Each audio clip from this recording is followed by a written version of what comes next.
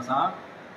Pada malam hari ini saya Deoli Payumara dan bersama rekan pengacara Bapak Burhanuddin Muhammad Burhanuddin. Kami adalah pengacara baru dari dari Richard Eliezer Pudihang Lumiu, atau lebih lengkapnya biasa dipanggil singkatannya adalah Baradae, selaku tersangka dalam perkara tindak pidana dengan sengaja merampas, menghilangkan nyawa orang lain karena pembunuhan sebagaimana dimaksud dalam pasal 338 KUHP Junto pasal 56 KUHP sesuai dengan laporan polisi nomor LPB 0386-72022 SPKT Barskrim Polri tanggal 8/1/2022 atas nama pelapor Kamarudin Simanjuntak, sarjana hukum. Jadi kami adalah kuasa hukum baru karena kuasa hukum yang sebelumnya yaitu Bapak Andreas sudah mengajukan surat pengunduran diri yang disampaikan ke Barskrim Mabes Polri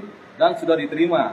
Dan oleh karena untuk kepentingan pro justisia dan penyidikan perkara ini supaya cepat berjalan, tentunya Barskrim tidak mau ada yang namanya cacat formil dalam melaksanakan penyidikan.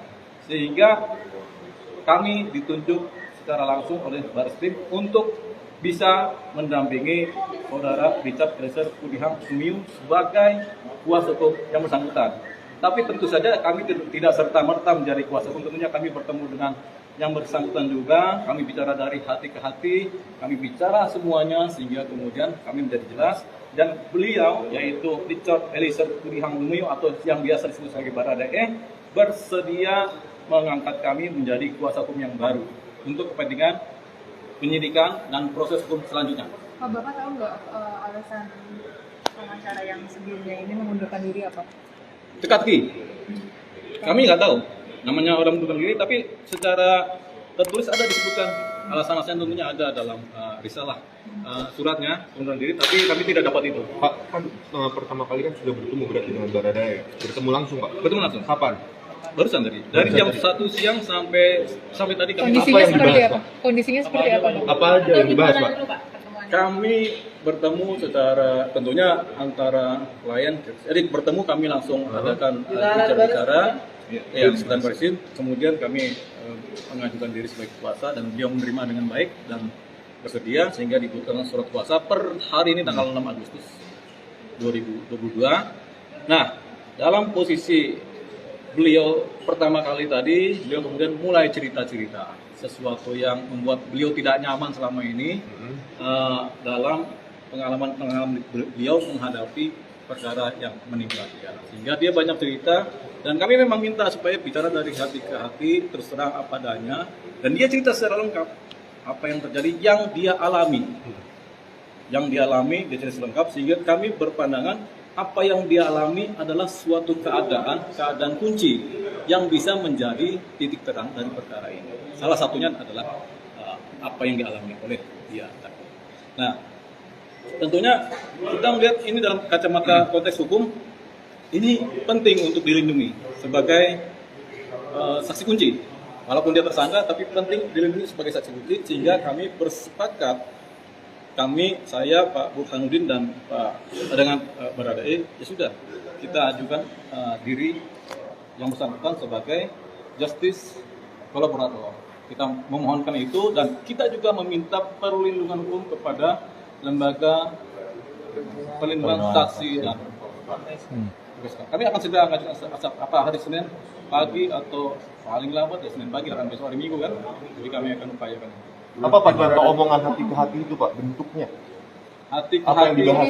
Apa yang dibahas oleh Baradae? Yang dibahas nggak nyaman, yang dimaksud tadi nggak nyaman itu apa? Nggak nyaman itu ya selama ini kan dia memang nggak nyaman karena merasa tertekan kan, tangan batin kan. Tapi kita buka supaya jangan tertekan lah. Dia apa adanya, ya nasib adalah nasib kan. Tapi dia bercerita supaya ini menjadi terang-terang dan dia setuju. Keadaannya sehat atau ada luka-luka gitu Pak? Sampai saat ini yang bersangkutan adalah sehat walafiat sehingga bisa berbicara dengan senang dan menyenangkan. Dia sekarang sudah tidak tertekan, ada rasa plong dalam dirinya.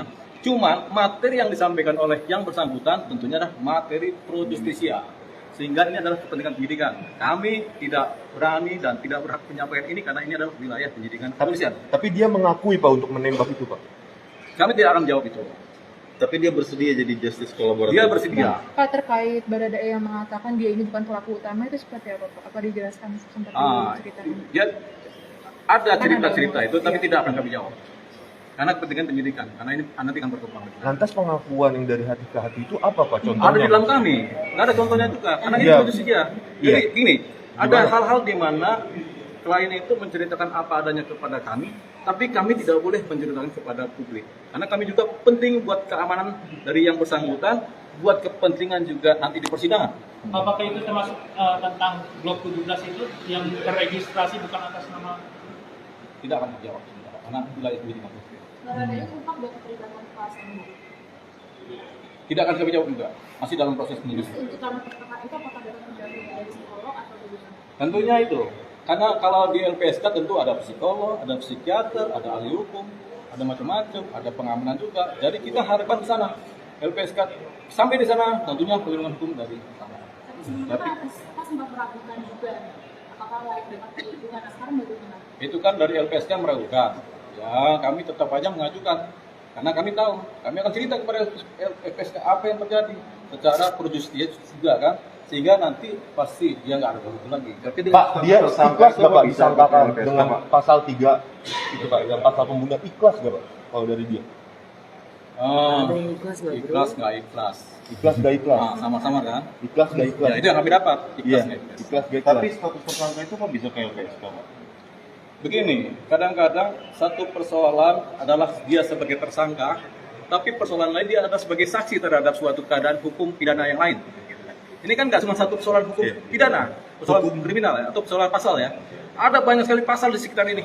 Ada pasal utama, ada pasal penyerta, ada pasal kiri kanan pendamping depan belakang. Di laporan yang di Polres Jaksel itu Pak, itu termasuk juga akan ada itu laporan yang disebutkan ada tipe A Pak yang dilaporkan. Begini, kita Bagaimana? jelaskan ya formal dulu. Laporan tipe B adalah laporan yang disampaikan oleh masyarakat. Laporan tipe A adalah temuan dari Polres Selatan atau katanya dari kepolisian.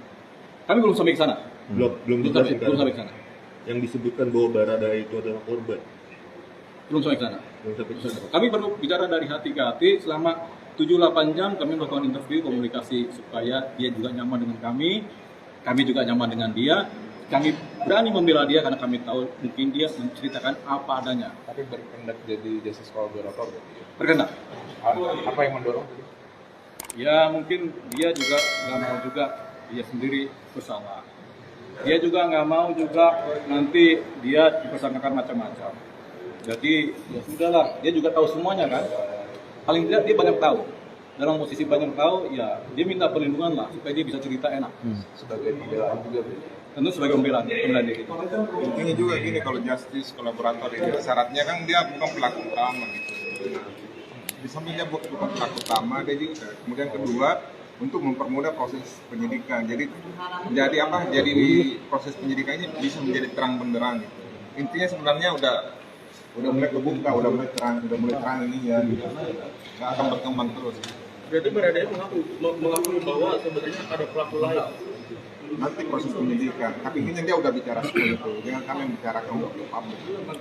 Tapi bicara yang sesungguhnya. Kan selama ini kan dia kemudian beda-beda klarifikasi, beda-beda berita kan dari acara lama dapatnya berita yang A, B, C gitu. Tapi ini malam sudah terbuka semua. Pak, benar Baradae itu ditahan di rutan Barreskrim. Sementara di penyidikan ya, karena masih di BAP juga gitu. Lagi ini lagi. Pak, untuk penunjukan Bapak sebagai kuasa hukum barunya Baradae itu ditunjuk langsung oleh Baradae atau dari mana Pak? Penunjukan Ya, itu? ditunjuk langsung juga, kemudian koordinasi dari pihak Barreskrim juga. Melalui siapa Pak untuk komunikasi penunjukan langsungnya itu? Sedangkan kan komunikasinya terbatas. Kita di sini langsung ketemu, dipertemukan dan Baradae juga merasa nyaman dan mau mengungkap fakta yang sebenarnya. Berarti difasilitasi oleh Barreskrim Polri untuk bertemu dengan Baradae supaya menjadi pengacara yang barunya dari Baradae. Ini kan ada kekosongan pengacara itu dicabut, sementara pasal yang disangkakan harus didampingi pengacara gitu. Nah proses penyidikan kan dia di BAP terus. Kalau dia nggak didampingi pengacara, cacat formal ini proses penyidikannya gitu. Makanya cepat ada lawyernya dan Baradae juga setuju, merasa nyaman dengan kita dan dia sudah bicara secara lebih gamblang gitu. Kan masalah ini. Tapi Pak, untuk proses penandatangan BAP pada saat itu kan ada yang dari lawyer sebelumnya dan kritik gitu. Nah kalau sekarang sudah melihat hasil BAP daripada RP. Jadi ini kan ada kemajuan dalam proses penyidikan, termasuk keterangan mereka kan berubah-ubah dari waktu ke waktu. Nah hari ini sudah mulai terang, sudah mulai dia karena dia mau jadi justice kolaborator, jadi dia harus mengungkapkan fakta yang sebenarnya. Terutama ini tekanan psikologis itu udah mulai terbuka. Nah, supaya masyarakat juga tahu bahwa cerita yang sebenarnya inti dan sebenarnya udah kebuka, udah kebaca ini. Artinya kronologi awal dari kepolisian ada yang tidak, yang sebenarnya Pak ya? Saya nggak bisa tanggapi yang lalu. Kami tetap bahwa kami pada hari ini di sini jadi pengacara, jadi kami bicara pada proses hari ini. Kami nggak bicara dan tidak mau mencermati yang lalu-lalu gitu. Jangan sampai ada